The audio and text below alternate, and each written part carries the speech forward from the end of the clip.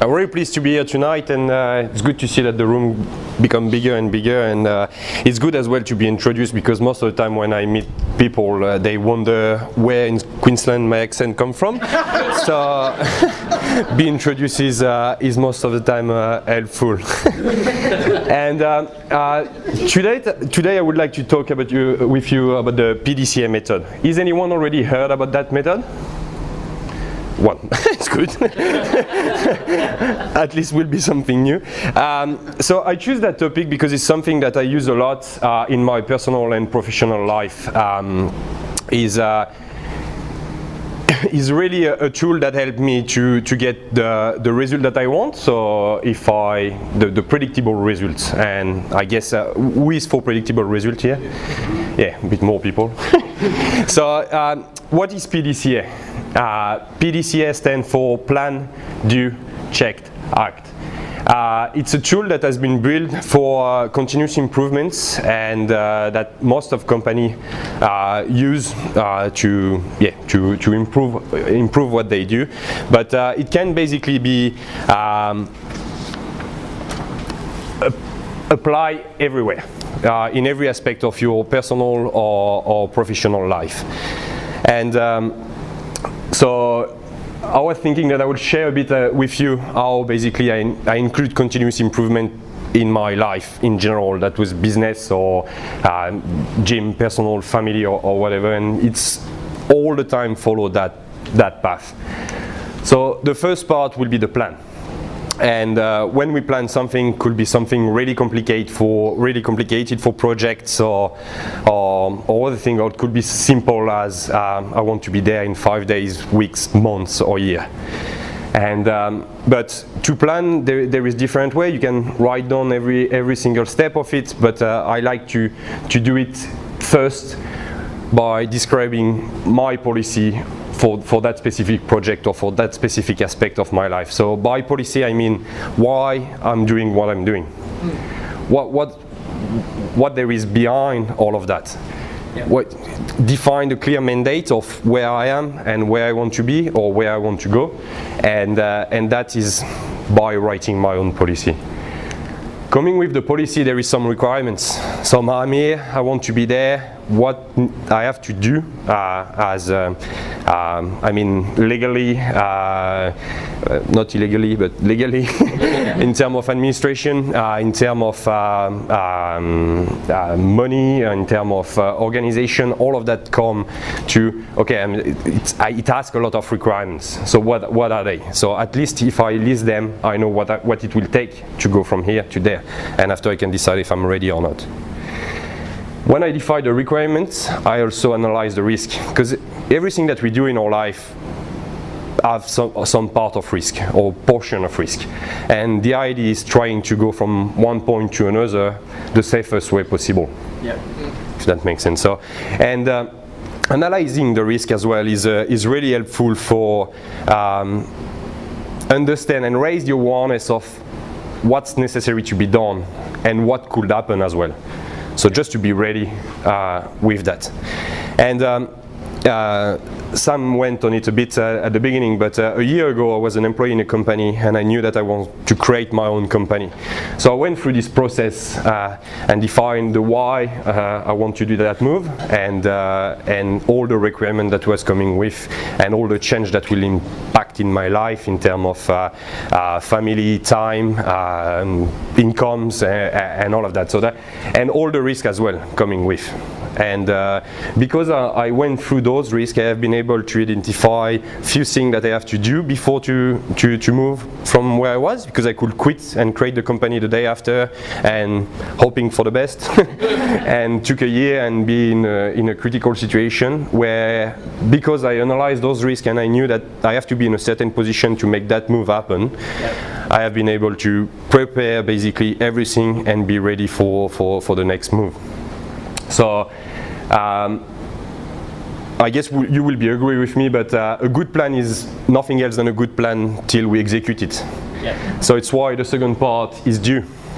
And do is not simply put your head down and run. It could be necessary at some step, but if you want, again, predictable results, you need to put in place the right step to make that happen. Yep. So I divide that part into 9 steps, and the first one is what I call the improvement plan. So the first plan that we discuss is your master plan. I'm here, in 5 years I want to be there. Let's say I want to be in the executive management of that specific company. What are you doing between now and in 5 years? Because if you do nothing and in 5 years you are not where you were expecting to be, what happened? I mean, how you know that what you've done was wrong or right? So by putting an improvement plan is basically the step-by-step, is the roadmap to your destination. When you put the destination in GPS for the next hours or so, it will tell you turn right, left, go there, and it's basically that. So it's all the steps. So at least you know if you are on track or not with what you want to achieve. The second one is in terms of organization. So I have the plan to do that, to come from here, to go there, whatever it's your plan. What it will change in terms of organization, what in terms of time that I will spend at work or time that I will spend with my family, people that will be around me, salary, and all of that, how I make that happen, what I need now to realize those steps. And basically the organization that you will define is all the structure that you will have behind you and that will be able to support you.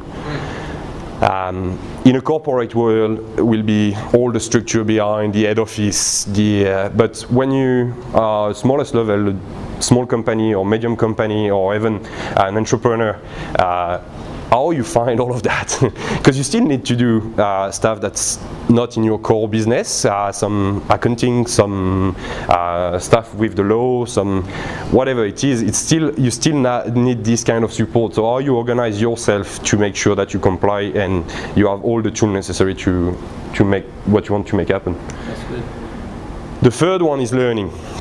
Learning is something that whatever we want, even if we don't want to learn, we always learn. By meeting people, sharing ideas with them on what they do, where they come from. So it's something that we need to allocate time for it. Because I mean, the world is moving, so if we are not ready to learn and we stay where we are, we'll just go backward because the others continue to move. So if we're not ready to learn or we didn't allocate time to learn, it's something we can miss stuff. So, and again, if we take back the example of in 5 years in the executive management, you need to learn about that as well, because it could be a goal because it's either it's the normal career path, either because it's look good, but what it really takes, I don't know, is it the same time that you spend there, is the work that you have to do there, it will be something that excites you as it excites you now. So it's all the learning about your customer, your partner, developing those relationships and learn about them as person as well to see if it works. The next step is your resources. And by resources, I mean everything that's time, money, tools, people. It's all things that you will need along the way. And it's something that we should never underestimate, because whatever you do, when you decide to do something, if it's something that you have to do by yourself, and it took 30 hours a day to make it happen, stop straight away, because we only have 24 hours in a day. So, or find the right resources that can support you to make that happen. Yeah. And through your resources, you need as well to find the right people. And when I say find the right people, first find who are the right people for you, and after try to find them. Because most of the things that really make sense or have a big impact on what we do can't be achieved alone. Some part of it can be achieved alone, but if you look at the full picture, you will always need someone else. Whatever you need to move, you need someone to build the plane, to build the car, or to do stuff. So there is always need someone else that will come into the picture. And if you can find those people before you need them, you will be able to develop trust with them, you will be able to develop partnership with them, and you can basically reduce a lot the risk to make things moving. Documentation, that part is, I would say, a bit the pain of the process, but it's something that needs to happen, because in everything we do, even if it's something that we do daily, we always slightly change it. And if it's not, you don't change it every day, you can change it a week, just because you forgot to do once and you didn't much impact, so I will forget twice and forget, and so on and so on. So there is nothing, if you don't document what you do, there is big risk that you forgot what create issue in the past or what works in the past.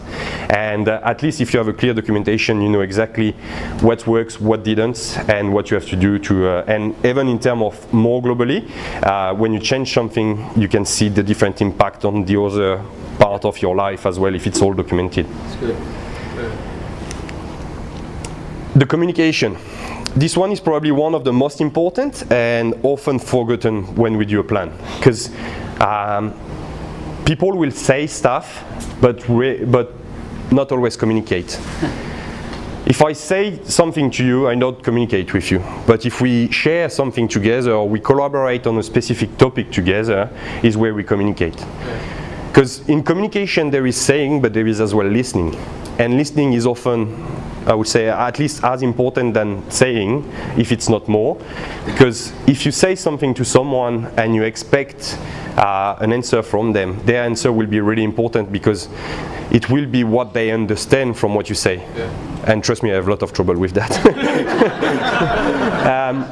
So it's really important to listen the feedback from people. But as well in communication is the way that you market yourself. Because you can have business, you can work as an employee, but at the end of the day, people see you, and you as a person, you need to have your personal brand, your personal skills, and people need to see that. Yeah. So in the way that you communicate is as well that. So if you just never listen to people, there is rare chance that after a bit of time they will listen to you. That's true. Or that they will trust you to have the conversation that they need to have, or to put you in front of their contact. Because if you never listen, you will never heard all the opportunity that they give you as well. That's right. Yeah. So the communication part is really important. And at some stage, we need to do what we say that we will do. So that one is the easiest part. I say easiest because it's not simple, but it's easiest. Yeah. Because when you define all the steps, it's just now matter to walk the talk. But there is two traps. The first one is do not prepare anything and just do. And again, you can have some result through that, but if you want the expected result, you need to prepare in advance what you want to achieve. And the second trap is to never do anything and always preparing, waiting for that bit to be perfect. And it's not perfect, so I will adjust and adjust and adjust and adjust till it will be never perfect anyway. So at some stage you need to be perfect enough to move forward. Mm-hmm. And that is why we have the next step, which is the change. And here, please note that change is not something that happened. An event happened, but a change is something that we manage.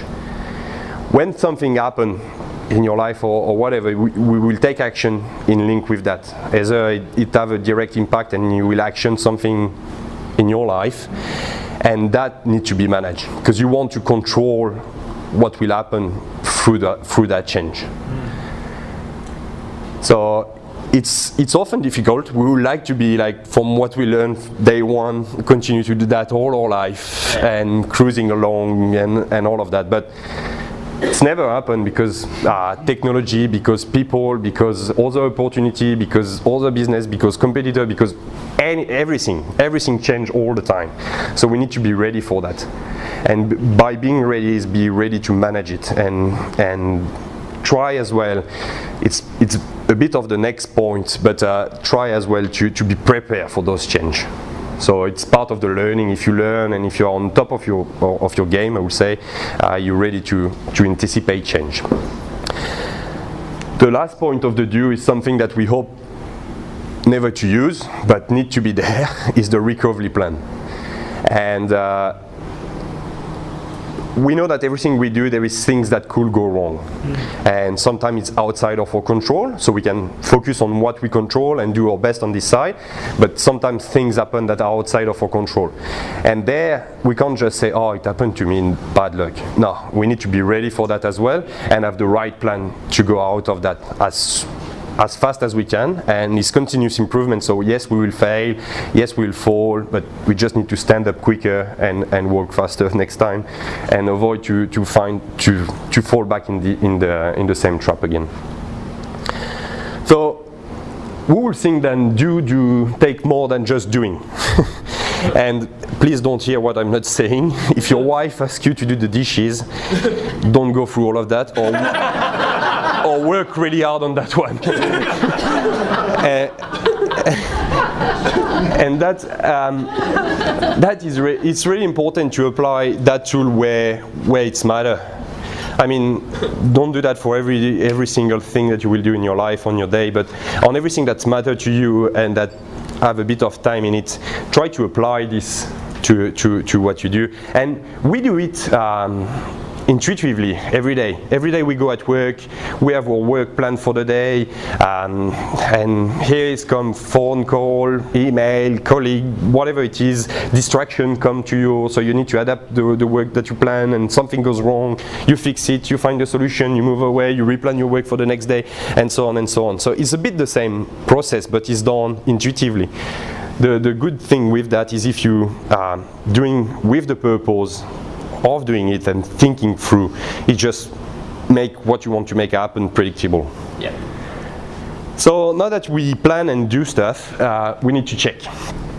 So the check part, again, I separate it in three parts. The first one will be the monitoring part. And when I say monitoring, we need to monitor what we do, because if we don't use a monitoring tool, or whatever you want to call that, it's kind of going into a labyrinth in a pitch dark environment, running and hoping to don't break our nose. It's just you don't know what you don't know. So you need to find the right indicators that will tell you if you are on track with what you planned and what you did, or if you're not. And that will help you for the second point, which will be the analysis. So you will analyze where are the gap from what you planned, what you did, and where you are now. So where I was, where I am, and where I hope to be, or where I hope to be could be the same one. And finally, evaluate. The evaluation part is the one that will ask courage. And why I say that is because that is a plan that you put together. So you say that you're there, you want to go there, and to do that you have to do that, and that, and that. And now it's time to look yourself in the mirror and say, I've done that, I've not done that. Are we ready to face that? That's the question. And sometimes it can happen and it's okay, but I mean, that evaluation part will tell you what have been done correctly, what could be done better, what needs to be adapted for the following time, and it just gives you the confidence to move to the final one, which is act. And act is basically the time to review and replan what we did, because it's a continuous cycle that helps you to improve every day. So when you review at that part, you say, so I plan to be at X, today I'm at W. W can be better or worse, whatever, but what happened?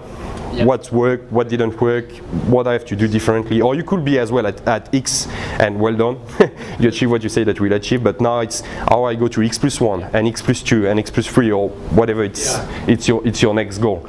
And through all the learning that you will have through that, you are as well on another stage. So you did all that exercise once, and it's helped you to bring things along with you. And it's something that we should never stop, basically. It's always coming and coming again and coming again, and when you review it, you replan it to make it happen even better next time and continue to progress. And I guess if I came back on the example that I took at the beginning from me a year ago and me now, and went through all of that, most of that has been possible because at some stage I have been invited here and I decide to come here regularly. Because through that environment I have been to learn a lot with people that already take the road that I was ready to take. I have been a lot of good advice. I develop way of communication. I develop resources, structures, find customer, find partners, find the right people to work with me as well. And that has been possible because at some stage I just decided to invest time into people. And again, I didn't invest time finding that specific people. I knew that I will need that people, but where I was interested is a way to communicate with them, collaborate with them. And I can collaborate or communicate with someone that I'm aligned with. And I will not be aligned with every single person, but I'm nice. But it can happen that sometimes you just don't align in certain conditions. So my goal was to find people with who I was sharing value. And by finding them, everyone knows someone that knows someone that knows someone. And everything happens smoothly, genuinely, and just because the first game was really interested in who you are, what you're doing, and how we can communicate and collaborate together. And a year down the track, so I have been able to do all that plan and all that work, and I officially start my company 2 weeks ago. And when I start, I basically already had all the contact lineups. People were ready and waiting even for me because I was late. They already have the contact, and it just made perfect sense because my move was kind of at the end completely safe. Everyone can say, I was an employee. I don't say that you should all move from employee to business. It's not what I'm saying, but because I decided that was the move that I want to do, I have to do it in the safest way. And instead of saying, I quit everything, I will do that, I'm the best, the product that I have or the service that I sell, whatever is the best, so I'm sure we'll be fine. And a lot of people do that, but at the end of the day, by preparing all the foundation for what I will do next, it just put me in a good position where I don't need to worry too much. I still need to work because at the end of the day, they do need to be done. But I don't have to worry because I know that everything is lined up and I have predictable results that will arrive.